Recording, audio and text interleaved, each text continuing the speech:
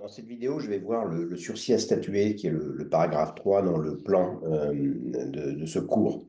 Donc, le maire qui est saisi d'une demande de permis de construire, ou plus généralement d'une autorisation d'urbanisme, par exemple d'une déclaration préalable, délivre le permis sous réserve de prescription, je le verrai, enfin, c'est possible, le refuse, mais il y a une troisième possibilité. Il peut, alors qu'il est saisi d'une demande de permis de construire ou d'une autorisation d'urbanisme, il peut surseoir à statuer. Le sursis à statuer est prévu à l'article L424-1 du Code de l'urbanisme, ce qui veut dire donc que le maire diffère sa réponse parce que un certain nombre de motifs le permettent. Il ne va pas pouvoir différer sa réponse de manière perpétuelle, il est enfermé dans des délais. Donc je vois d'abord dans un grand A les hypothèses de sursis à statuer. Donc les hypothèses dans lesquelles le maire peut différer sa réponse sont limitativement énumérées dans le Code de l'urbanisme, pas sortir des différentes hypothèses prévues. Vous voyez, par exemple, première hypothèse, la commune a entrepris de se doter d'un PLU. Eh bien, le maire, en vertu de l'article L424-1, peut surseoir à statuer, et précisément c'est l'article L153-11 qui nous l'indique. Le maire peut surseoir à statuer sur la demande de permis s'il apparaît que le projet objet de la demande de permis risque de compromettre l'exécution du futur PLU ou de la rendre plus onéreuse. Et donc le maire dit, voilà, votre demande de permis est peut-être conforme aux documents d'urbanisme actuels, mais dans le futur PLU que nous sommes en train d'élaborer, que la commune ou l'intercommunalité est en train d'élaborer, eh bien, votre terrain n'est plus constructible, il est en zone naturelle, par exemple. Donc le maire dit, je surseois à statuer parce que si ce PLU qui n'est pas encore adopté, je ne veux pas refuser le permis sur le fondement de ce PLU, il n'est pas adopté. Mais il y a de fortes chances pour qu'il le soit. Donc je diffère ma réponse parce que votre projet maintenant risque à terme d'être classé dans une zone inconstructible. Il y a naturellement, le maire ne peut pas se fonder sur l'éventualité de l'élaboration, de l'adoption d'un PLU. Il faut que la procédure d'adoption soit suffisamment avancée. L'article L153-11 indique que le maire, je l'avais dit d'ailleurs dans une précédente vidéo, le maire peut surseoir à statuer sur la demande de permis parce que celui-ci risque de compromettre l'exécution du futur PLU lorsque le débat sur les orientations du projet d'aménagement et de développement durable, le PADD, a été organisé. Débat au sein du conseil municipal, c'est une des étapes de la procédure d'adoption du PLU. Le Conseil d'État a précisé dans un arrêt du 28 janvier 2021, numéro 433 619, mentionné dans les tables du recueil Lebon, que cette possibilité de surseoir à statuer vaut quand il y a adoption d'un PLU, mais également révision. J'ai vu que la révision du PLU porte sur des modifications importantes du PLU. Quand il y a des modifications importantes qui sont apportées, c'est la procédure de révision. En revanche, pour les modifications de moindre importance, mineures, par exemple rectification d'une erreur matérielle, eh bien, c'est une procédure plus souple, la procédure de modification qui s'applique. Et donc, dans cet arrêt, le Conseil d'État indique que quand on analyse le Code de l'urbanisme, quand l'article L153-11 indique que le maire peut surseoir à statuer quand il y a adoption d'un PLU, il faut étendre cette possibilité à l'hypothèse dans laquelle il y a une procédure de révision du PLU qui a été engagée. En revanche, quand il s'agit d'une procédure qui vise des modifications vénielles, la modification, eh bien, le maire ne peut pas prendre prétexte de l'engagement d'une procédure de modification pour surseoir à statuer. Autre hypothèse de sursis à statuer, à compter de la publication de l'acte créant une zone d'aménagement concerté, article 311-2 du Code de l'urbanisme, eh bien, le maire peut surseoir à statuer sur une demande de permis si les travaux, constructions ou installations, objet de la demande de permis, sont susceptibles de compromettre ou de rendre plus onéreux l'aménagement et l'équipement de la zone. Vous voyez, même formulation.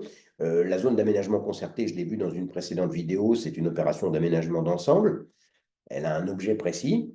Et donc, si quelqu'un demande un permis de construire dans un terrain qui est situé dans cette zone qui va à terme être préempté, exproprié, eh bien, le maire peut surseoir à statuer.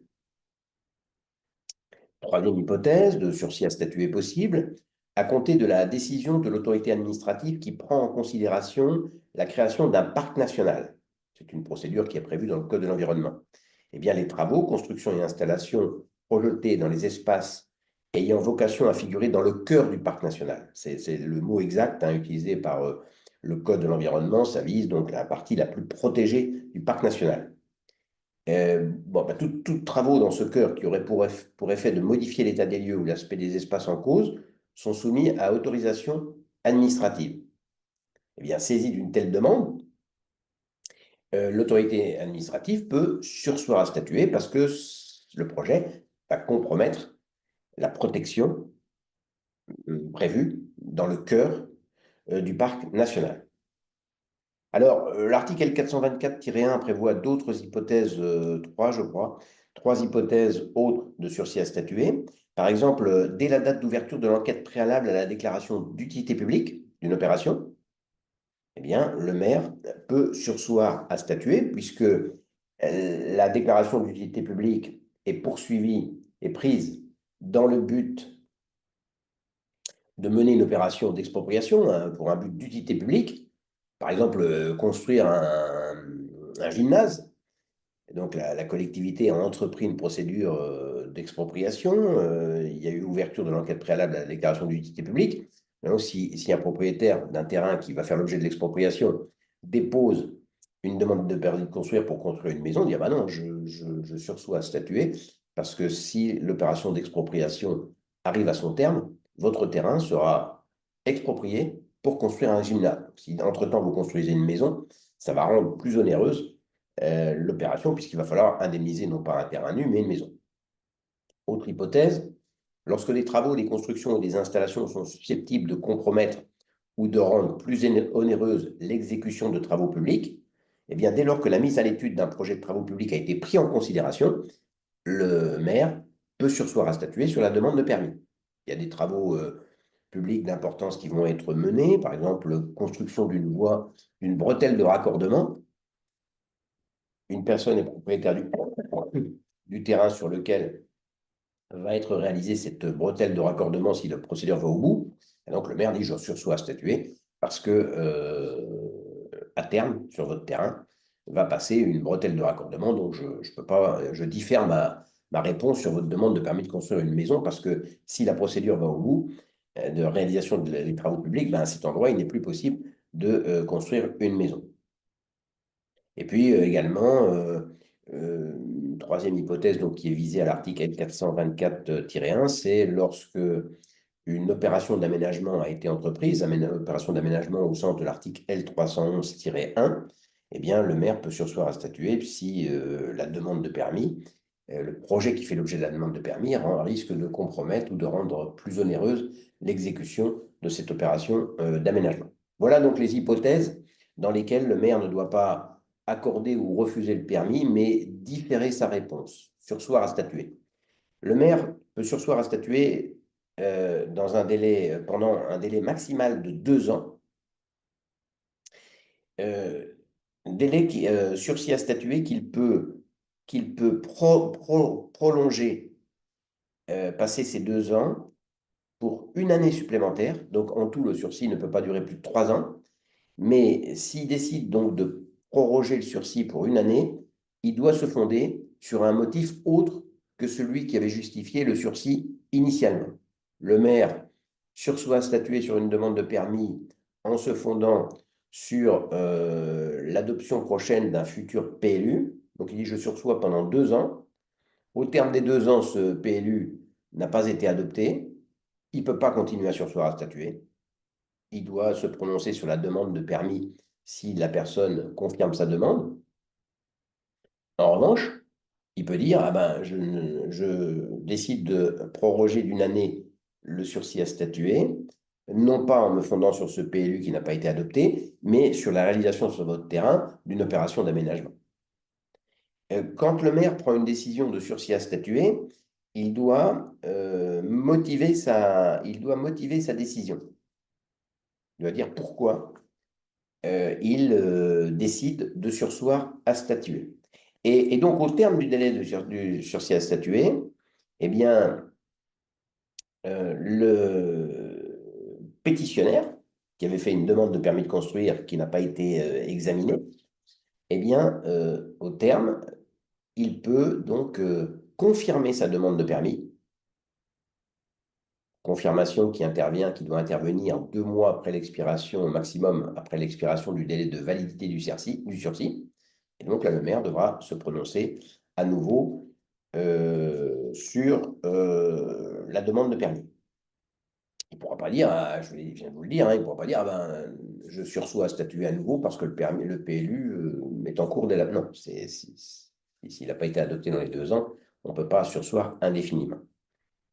Le sursis à statuer donne lieu à un contentieux assez régulier. Vous trouverez beaucoup d'arrêts dans Légifrance sur le contentieux du sursis. Par exemple, le Conseil d'État a jugé dans un arrêt du 22 juillet 2020, numéro 427 163, publié au recueil Le Bon, qu'un sursis à statuer qui peut faire l'objet d'un recours pour excès de pouvoir n'est légal que s'il se fonde sur un futur PLU légal. Le maire sursoit à statuer en disant, voilà, votre projet va compromettre ou rendre plus onéreuse l'exécution du futur PLU qui est en voie de finalisation. Le débat sur les orientations du PADD a eu lieu. Eh bien, le juge examinera, en cas de recours contre le sursis à statuer, examinera que ce PLU qui est sur le point d'être adopté est bien légal. S'il ne l'est pas, le sursis à statuer est lui-même illégal. J'ajoute que la loi climat et résilience de 2021, 22 août 2021, qui a créé, vous savez, l'objectif ZAN, qui est assez contesté, objectif de zéro artificialisation nette, enfin contesté non pas dans son objectif, mais dans ses modalités, eh bien, de mise en œuvre, eh bien, cette loi de 2021 donc, a fait l'objet d'une modification par une loi du 20 juillet 2023 visant à faciliter la mise en œuvre de l'objectif ZAN. Et cette loi du 22 juillet, du 20 juillet 2023 prévoit une nouvelle hypothèse de sursis à statuer. Le maire pourra surseoir à statuer sur une demande de permis de construire s'il apparaît que le projet risque de compromettre la réalisation des objectifs de réduction de l'artificialisation, notamment dans la période actuelle. Dans les 10 prochaines années, vous savez que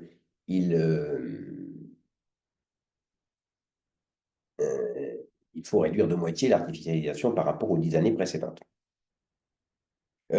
Alors, autre précision qui a été apportée dans la jurisprudence sur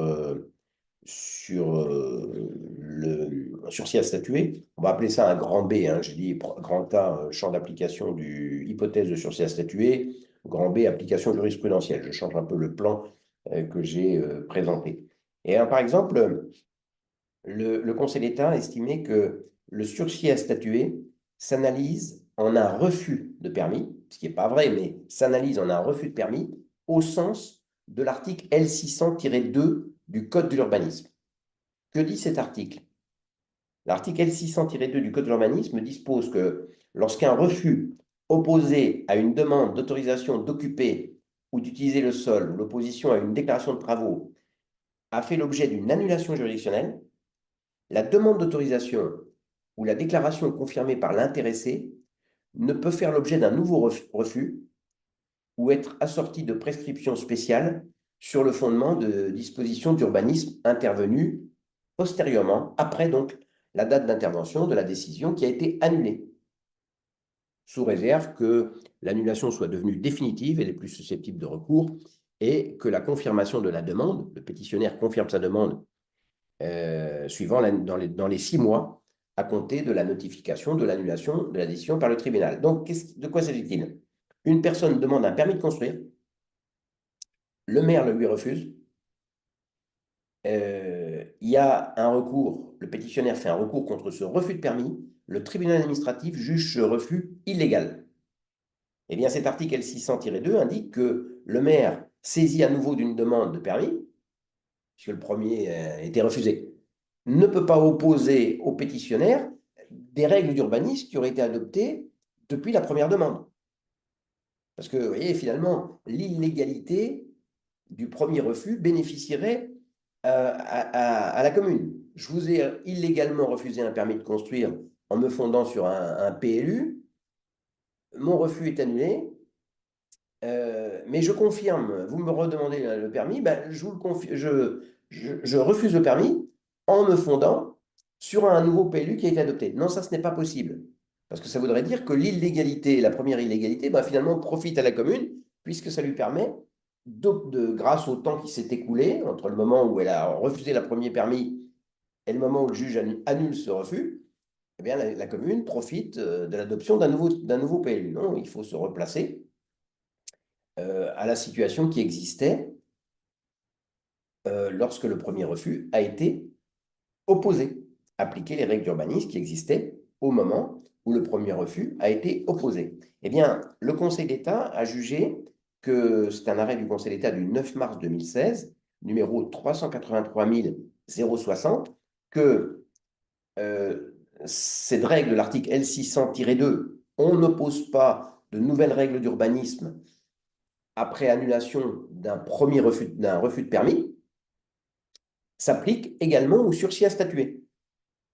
Et dans cette affaire, le maire de Beaulieu, dans l'Hérault, sursoit à statuer sur une demande de permis par un arrêté du 16 juin 2009, prétextant que le projet allait rendre plus onéreuse l'exécution du futur PLU. Le pétitionnaire introduit un recours contre ce sursis à statuer et le juge lui donne raison et annule le sursis à statuer, qui n'est pas fondé. Son projet ne va pas compromettre l'exécution du futur PLU.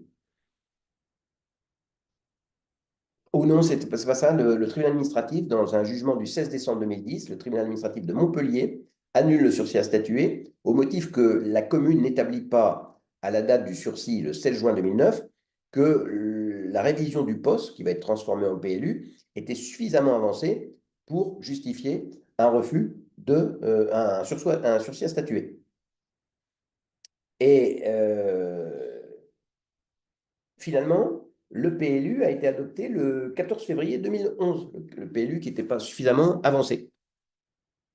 Non, le 12 janvier 2011, pardon. Et donc, le 14 février 2011, le pétitionnaire confirme sa demande de permis, qui avait fait l'objet d'un sursis à statuer. Le maire lui oppose le PLU qui a été adopté le 12 janvier 2011. Eh bien, le Conseil d'État estime qu'il ne peut pas, en vertu de l'article L600-2, lui opposer ce permis adopté le 12 janvier 2011. La demande de permis de construire doit être examinée au vu des règles d'urbanisme qui existaient lorsque le sursis à statuer a été délivré le 16 juin, illégalement, le 16 juin 2009. Donc, il faut l'examiner, cette demande, au regard du POS.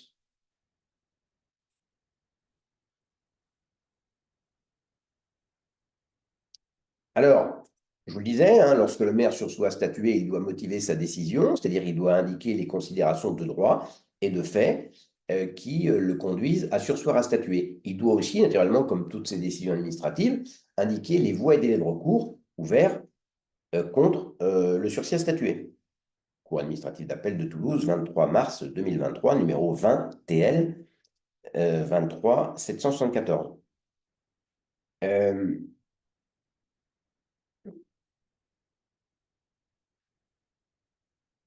Alors, autre précision, le sursis n'est pas une possibilité, c'est une obligation quand les conditions sont réunies. C'est une règle que je vous avais donnée quand j'ai vu l'arrêt Gomel du Conseil d'État de 1914, arrêt dans lequel le Conseil d'État indique qu'il exercera un contrôle de la qualification juridique des faits sur le refus de permis. Il examine si les motifs qui ont justifié le refus étaient bien fondés.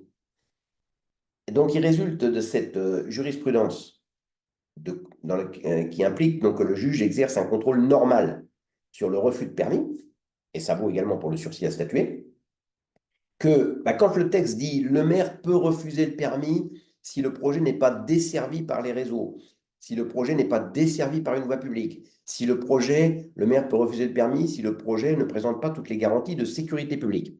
Eh bien, euh,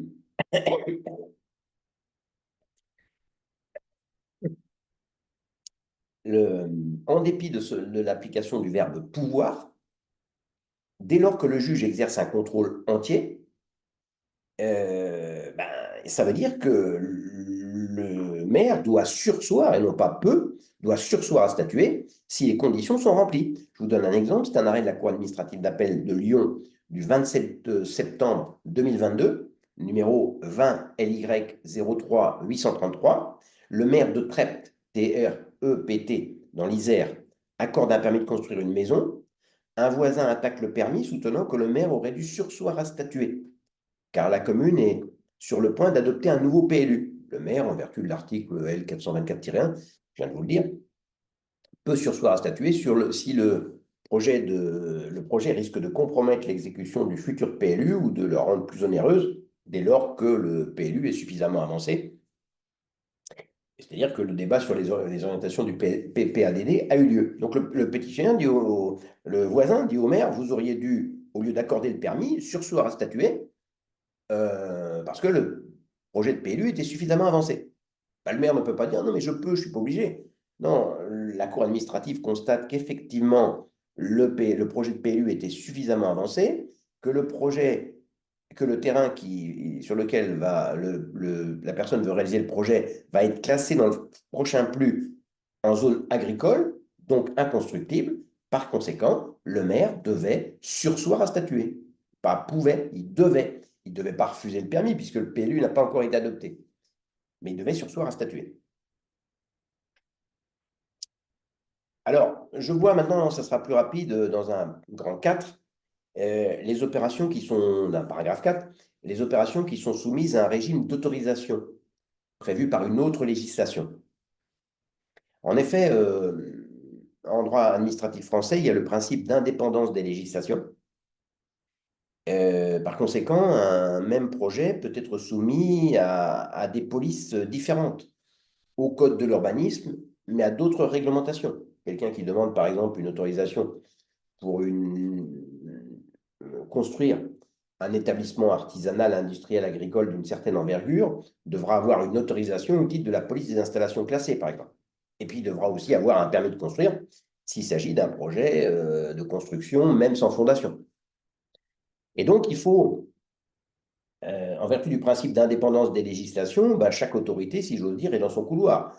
Chaque autorité compétente, ça peut être le maire, le préfet, doit examiner la demande au regard de l'autorisation qui lui est demandée. Dans l'exemple que j'ai donné, pour ce qui est de la construction d'une installation classée, c'est le maire qui délivre le permis de construire, mais l'autorisation d'ouvrir une installation classée relève du préfet. Et donc, le Code de l'urbanisme organise cette conciliation entre les différentes autorisations. Et il distingue trois hypothèses. Le Code de l'urbanisme distingue trois hypothèses. Première hypothèse, le permis ou la non-opposition à déclaration préalable tient lieu de l'autorisation prévue par une autre législation. C'est l'expression utilisée par l'article L425-1. Donc, en vertu de cet article, le permis de construire, le permis d'aménager, le permis de démolir ou la décision prise sur la déclaration préalable, c'est-à-dire la non-imposition, tient lieu d'autorisation au titre de ces législations ou réglementations dès lors que la décision a fait l'objet d'un accord de l'autorité compétente. Donc, dès lors qu'on a obtenu l'autorisation de l'autorité compétente au titre de l'autre police spéciale, eh bien, le permis délivré par le maire tient lieu de cette autorisation. Mais il faudra l'avoir obtenu quand même avant. Vous voyez, par exemple, pour construire un immeuble de grande hauteur, il faut une autorisation prévue à l'article L 122-1 du Code de la construction et de l'habitation, pour des raisons de sécurité. La définition de l'immeuble de grande hauteur est donnée à l'article R 122-2. Constitue un immeuble de grande hauteur, tout corps de bâtiment, dont le plancher bas du dernier niveau est situé par rapport au niveau du sol, le plus haut utilisable pour les engins des services publics de secours et de lutte contre l'incendie, vous voyez, c'est un motif de sécurité, est situé donc à plus de 50 mètres pour les immeubles à usage d'habitation et à plus de 28 mètres pour tous les autres immeubles. Donc c'est un immeuble de 50 mètres de hauteur ou de 28 mètres. Donc le préfet devra autoriser la construction d'un immeuble de grande hauteur. Dès lors que cette autorisation est obtenue du préfet, le maire délivre le permis de construire l'immeuble de grande hauteur et ce permis vaut autorisation. De la même façon, un immeuble recevant du public doit être, parce qu'il y a donc il y a du monde qui vient, donc il y a des normes de sécurité, doit être autorisé au titre de l'article L111-8 du Code de la construction par le préfet. Le permis tient lieu de l'autorisation si l'autorité administrative compétente, c'est-à-dire le préfet pour donner l'autorisation au titre de l'établissement recevant du public, a donné son accord, article L425-3. Ouverture d'une grande surface. C'est la loi Royer de 1973, la loi d'orientation du commerce de 1973, qui a réglementé le grand commerce. Vous voyez, c'est à la fin des années 60, commencent à apparaître des grandes surfaces qui mettent en péril le petit commerce. Les petits commerçants avaient raison de s'en soucier, hein, puisque ça a eu un effet très, très négatif sur les petits commerces. Et on cherche à revenir un peu là-dessus. D'abord, les grandes surfaces aujourd'hui souffrent. Les hypermarchés sont en crise. Et puis, on cherche aussi à revitaliser les centres-villes avec des petits commerces. Et puis, il y a des grandes enseignes commerciales installent des petites grandes surfaces, si j'ose dire, dans les centres-villes. Enfin, il y a une évolution. Mais en tout cas, en 73, donc, M. Royer, qui est le ministre du Commerce, qui a été très longtemps maire de Tours, donc dépose une loi qui vise à protéger le petit commerce et donc à soumettre à autorisation l'implantation d'une grande surface. M. Royer est un peu oublié maintenant, hein, sauf peut-être par les Tourangeaux, mais c'est quelqu'un qui a été très longtemps maire de Tours, mais il a été donc également ministre et il a été candidat à la présidentielle en 1974. Ces meetings étaient perturbés par des femmes, notamment, qui venaient seins nus pour protester contre la candidature de Jean Royer, parce qu'il avait une conception très rigoriste de la société. Et donc, pour protester, il y avait ces mouvements. Et donc, puisque les grandes surfaces mettent en péril le petit commerce, la loi Royer crée une autorisation que la société qui souhaite implanter une grande surface doit obtenir pour pouvoir ouvrir cette grande surface. Et les dispositions du Code de commerce, c'est les articles 751-1, je crois, du Code de commerce, donnent les motifs que l'autorité compétente doit analyser pour délivrer ou pas la grande surface. Équilibre entre petite et grande surface, exigence de développement durable. C'est maintenant les grandes surfaces, vous allez dans les parkings, il y a des zones imperméabilisées, des arbres, etc. C'est des choses qui... veiller aussi à la mobilité. On construit une grande surface à 10 km de toute habitation, les gens vont prendre leur voiture pour y aller. Est-ce qu'on ne cherche pas à organiser à mieux organiser les mobilités? Donc il y a un certain nombre d'objectifs que doit prendre en compte l'autorité compétente. L'autorité compétente, qui va analyser la demande d'autorisation d'une grande surface de plus de 1000 m², c'est la commission départementale d'aménagement commercial. Et si celle-ci, donc celle-ci aura un avis hein, qui ne peut pas être surmonté, si l'avis est négatif, on ne pourra pas ouvrir la grande surface, mais cet avis peut être contesté devant la commission nationale d'aménagement commercial. Ces avis ne peuvent pas être contestés directement par la voie d'un recours pour excès de pouvoir. Le Conseil d'État a jugé que c'était un acte préparatoire, donc c'est à l'occasion de la délivrance du permis de construire qu'il sera possible de contester l'autorisation d'implanter la grande surface. Arrêt du Conseil d'État du 25 mars 2020, numéro 409 675, mentionné dans les tables du recueillement. Donc, la personne, la société Carrefour, Auchan, Casino, que sais-je, Intermarché, c'est oublier personne, souhaite ouvrir une grande surface dans une agglomération. Elle sollicite l'autorisation de la commission départementale qui va examiner les différents motifs dont je vous ai parlé. J'en ai donné quelques-uns, article 751-1, je crois, du Code de commerce. Il va falloir déterminer la zone de chalandise pour savoir. L'idée, c'est de maintenir la concurrence, une concurrence saine entre les différents commerces. Donc, la zone de chalandise, c'est jusqu'à quelle distance les gens viennent faire leurs courses dans ce secteur. Et puis après, donc, quand on l'a déterminé, dire, bah, il y a déjà trois grandes surfaces, une quatrième, ça ne paraît pas raisonnable. Si la grande surface qui existe, ou les trois grandes surfaces sont à 25 km, la commission départementale, nous, ce n'est pas la même zone de chalandise. Les gens qui habitent ici ne vont pas faire leurs courses à 25 km. Et puis donc, prendre les différents motifs, j'ai vu, mobilité, développement durable, etc. etc. Maintien maintenant de la vie en centre-ville. On s'est aperçu que la création de grandes surfaces en périphérie, qui oblige à prendre la voiture, avait désertifié les centres-villes qu'on cherche à restaurer. Et donc, le commerçant a obtenu son autorisation départementale, qui a pu être contestée par un concurrent, qui a fait un appel devant la Commission nationale. La Commission nationale confirme, elle donne un avis favorable. Et bien ensuite, la personne, la société, demande un permis de construire, puisqu'il va falloir construire, et ça, c'est de l'urbanisme. Le concurrent de la grande surface peut attaquer le permis de construire, pas l'avis, puisque c'est un acte préparatoire. Il peut attaquer le permis de construire, mais il ne pourra soulever que des moyens tirés de la violation de la législation sur les grandes surfaces.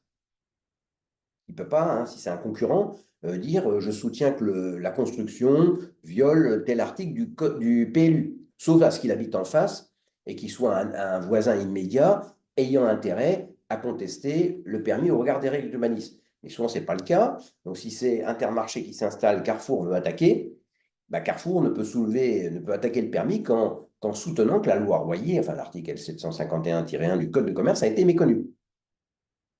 Ce sont les seuls moyens invocables.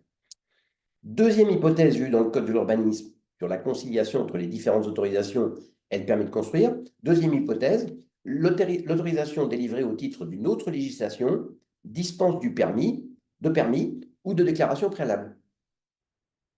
Alors, c'est l'article 425-5. Lorsque le projet porte sur un immeuble classé au titre des monuments historiques, j'ai vu ça dans une précédente vidéo, l'autorisation prévue à l'article L621-9 du Code du patrimoine, donc autorisation au titre de la police des immeubles classés, dispense de permis de construire, de permis d'aménager, etc., ou de déclaration préalable, dès lors que la décision a fait l'objet de l'accord de l'autorité compétente pour statuer sur les demandes de permis de construire. Donc là, il va falloir obtenir l'autorisation de l'architecte des bâtiments de France pour pouvoir construire, faire des travaux sur un immeuble classé. Il peut y avoir des accords. Dans ce cas-là, il est possible de saisir le préfet de région. Et cette autorisation de l'architecte vaut permis de construire si le maire, compétent en matière de permis de construire, a donné son accord. Troisième hypothèse, la délivrance du permis est différée dans l'attente de formalités prévues par une autre législation. Le Code de l'urbanisme envisage plusieurs hypothèses. Vous voyez, par exemple, le défrichement, c'est-à-dire toute opération volontaire ayant pour effet de détruire l'état boisé d'un terrain et de mettre fin à sa destination forestière. Article L341-1 du Code forestier.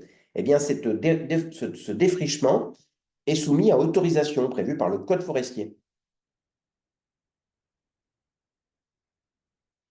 Autorisation qui va être donnée par le préfet. L'article 341-7 du Code forestier prévoit que lorsqu'une opération de construction nécessite un défrichement, l'autorisation de défrichement doit être obtenue avant délivrance du permis de construire. Solution confirmée par l'article L425-6 du Code de l'urbanisme. Même règle lorsqu'il s'agit d'ouvrir un complexe cinématographique. Article L212-7 et 8 du Code du cinéma et de l'image, repris à l'article L425-8 du Code de l'urbanisme. Même règle, même règle pour le changement de destination d'un local. Dans les communes de plus de 200 000 habitants et celles de la petite couronne parisienne, Hauts-de-Seine, Seine-Saint-Denis, Val-de-Marne, le changement d'usage des locaux destinés à l'habitation est soumis à autorisation. Les logements sont insuffisants et donc il y a un contrôle, vous voyez, Si vous voulez transformer un immeuble à usage d'habitation en immeuble à usage de commerce ou tertiaire, il faut une autorisation du préfet, article L631-7 du Code de la construction et de l'habitation. Donc, celui qui veut entreprendre des travaux dans ce but, changer la destination dans les communes qui sont soumises à autorisation du changement de destination, eh bien, devra obtenir cette autorisation avant de demander le permis. Même règle quand il s'agit d'ouvrir une installation classée. Je veux ouvrir une entreprise qui est soumise à la police d'installation classée. Je saisis le préfet de ma demande d'autorisation et une fois que je l'ai, je demande le permis de construire. Dans la prochaine vidéo, je verrai la délivrance du permis de construire proprement dite.